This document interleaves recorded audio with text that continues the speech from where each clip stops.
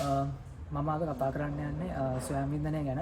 ඒක මට ගෙදරින් මම මේ වර්ක්ෂොප් එකට සහභාගී වෙලා මම මේ වර්ක්ෂොප් එකට සහ ඊට කලින් වර්ක්ෂොප් කීපයකටත් මම පාර්ටිසිපේට් වෙලා තියෙනවා. ඒ වයින් ඉගෙන ගත්ත දේවල් එක්කම මට ගෙදරින් ලැබිලා තියෙන පොසිටිව් රියැක්ෂන් එක තමයි ඒ ගැන වැඩි හිතන්න එපා. ඒක ඔයා නෝමල් විදියට කරගෙන යන්න කියලා.